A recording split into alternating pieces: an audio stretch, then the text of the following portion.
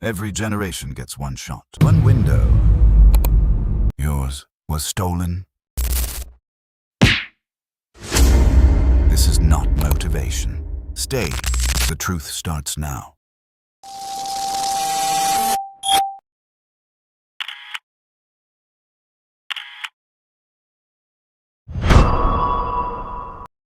They told you hard work would be enough.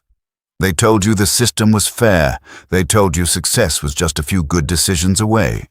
And while you believed that, someone was quietly building a machine designed to make sure you never get there. Not a conspiracy, not a theory, a business model. And right now, as you watch this, it is running perfectly. Let's talk about a number. In 1989, the average American under 40 held about 13% of the country's total wealth. Today, that number has collapsed to less than 5%. In one generation, in 35 years, the wealth didn't disappear. It moved. And here's what nobody wants to say out loud. Gen Z didn't lose in a fair game. They were placed inside a game that was already over before it started. This is not motivational content. This is not a story about how to grind harder. This is the truth about a system that profits directly from your failure to accumulate wealth. And the deeper you look, the worse it gets. It starts innocuously. It always does. Picture a 22-year-old in 2024. Smart, ambitious, doing everything right. She graduated with a degree she was told was valuable. She got the internship. She streams music instead of buying it. She uses apps instead of owning software. She rents an apartment because buying is unrealistic right now. Every month, she pays for Netflix, Spotify, Adobe, Microsoft 365, Amazon Prime, Hulu, ChatGPT+, gym membership, cloud storage. Add it up. The average Gen Z consumer now spends over $200 a month on subscription services alone. Not rent, not food, not transport, just access fees. Just the right to use things she will never own. This is not an accident. In the 1990s, companies sold you a product. You paid once. You owned it. Somewhere in the early 2000s, a quiet revolution happened inside corporate boardrooms. They realized something dangerous for them. When customers own things, they stop buying. But if you convert ownership into access, into a monthly fee, you create something far more valuable than a customer. You create a dependent. Adobe didn't switch to a subscription model because it was better for you. Their revenue tripled. Microsoft didn't push Microsoft 365 because it was more convenient. It transformed their business into a guaranteed cash machine. Netflix, Spotify, every SaaS company on earth, they all figured out the same thing. The moment you stop paying, you lose everything. Your files, your music, your tools, your memories. Ownership is power. Subscriptions are a tax on your existence. And Gen Z, more than any previous generation, has been trained to accept this tax as normal. But that's just the surface layer. Beneath it, something far more insidious has been built. In 2004, a Harvard dropout launched a website that he described to his friends as a social directory. 20 years later, that website, and the ecosystem it inspired, had fundamentally rewired the human brain. Not metaphorically, literally. In 2018, Sean Parker, one of Facebook's founding presidents, sat in front of journalists and said something that should have changed everything. He said that the platform was designed from the beginning to exploit a vulnerability in human psychology, to give people a little dopamine hit, to consume as much of your time and attention as possible. He used the word vulnerability. He knew exactly what they were building. And what they built was an attention economy. A system in which your focus, your time, your emotional energy became the raw material of the most profitable industry in human history. Google, Meta, TikTok, YouTube, Snapchat, Twitter. None of these companies sell you anything. You are what they sell. Every scroll, every pause, every replay, every like, every comment that makes your heart rate spike. That's data. That data is sold to the highest bidder before you even look up from your phone. And here is the part nobody says at the dinner table. Dopamine addiction is not a side effect of social media. It is the product. The shorter the content, the faster the reward, the deeper the hook. The brain doesn't distinguish between a genuine achievement and a notification. Both release dopamine. Both feel like progress. But one of them is building something real. The other is keeping you inside a slot machine disguised as a social life. The average Gen Z user spends over 9 hours a day staring at screens. 9 hours. That is more than a full-time job. Except at the end of those 9 hours, you don't have a paycheck. The billionaires do.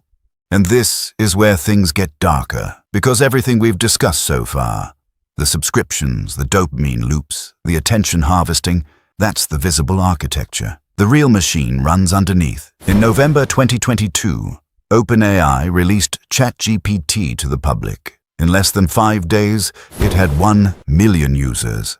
In less than 2 months, 100 million. In less than 2 years, companies like OpenAI, Google, and NVIDIA had turned artificial intelligence into the most aggressive technological arms race in modern history. And the people running that race were not doing it to help you.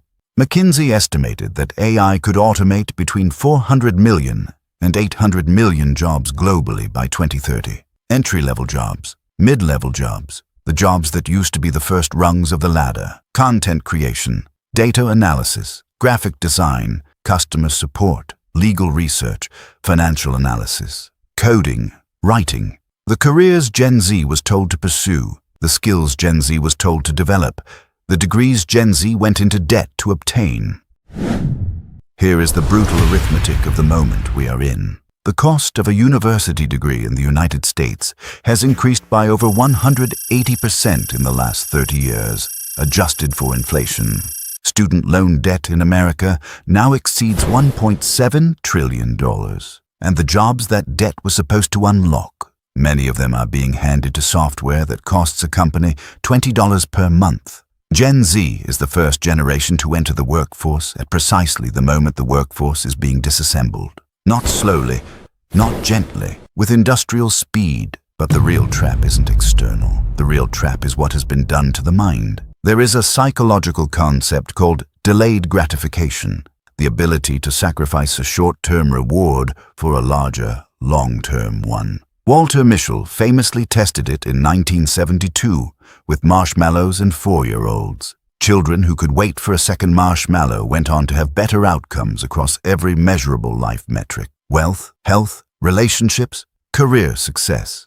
Delayed gratification is, arguably, the single most powerful predictor of financial success ever documented. Now consider what social media and the subscription economy have spent 2 decades doing to exactly that ability. TikTok's algorithm delivers a new reward every 15 seconds.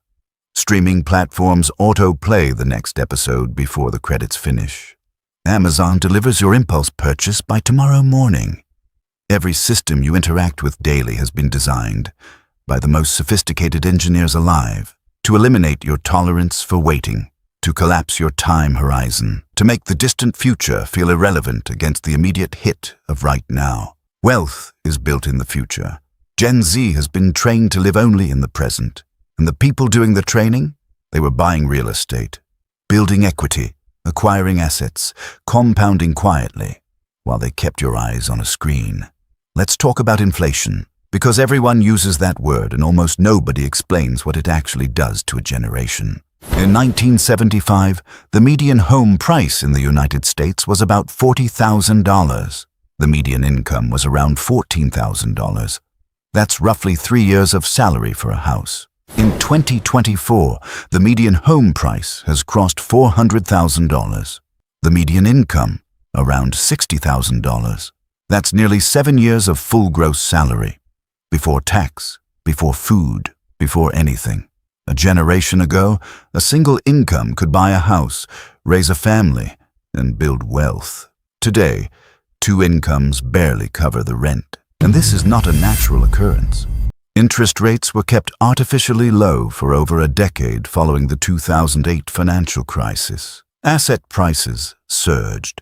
The people who already owned assets, homes, stocks, investment portfolios, watched their net worth double and triple. The people who didn't own assets, They watched the price of entry double and triple. The rich didn't get lucky. The system was designed to reward ownership at a time when ownership had been made structurally inaccessible to the young. That 22-year-old, doing everything right, working hard, paying her $200 in monthly subscriptions. She's not falling behind because she's lazy. She's falling behind because the distance between where she stands and where wealth begins has been intentionally, architecturally, profitably expanded. And the cruel final twist? The same billionaires who profited from the attention economy now fund the financial influencers who tell Gen Z to stop buying coffee. As if a $6 latte is the gap between poverty and generational wealth. As if the problem is your habits and not the machine. So what happens now? The honest answer, the one nobody in a suit will say on television, is that the old rules are dead. Saving 10% of a salary that doesn't cover rent will not build wealth. Working harder inside systems that automate labor will not build security. Playing a rigged game more obediently will not produce different results. The only people who get wealthy inside this system are the people who understand how this system works. Not the consumers of it, the architects. The ones who own the subscriptions, not the ones who pay for them. The ones who hold the asset, not the ones who scroll past the ad. The ones who understand that attention is a resource and have chosen to direct theirs with ruthless precision. The question has never been, am I working hard enough? The question is, who is profiting from my attention, my subscriptions, my debt, my time, and what would happen if I stopped giving it to them? Gen Z will not become rich by following the rules. They will become rich the moment they realize the rules were written by the people who are already wealthy, and they wrote them for a reason. You just watched 11 minutes of your most finite resource. Make sure the next 11 minutes belong to you.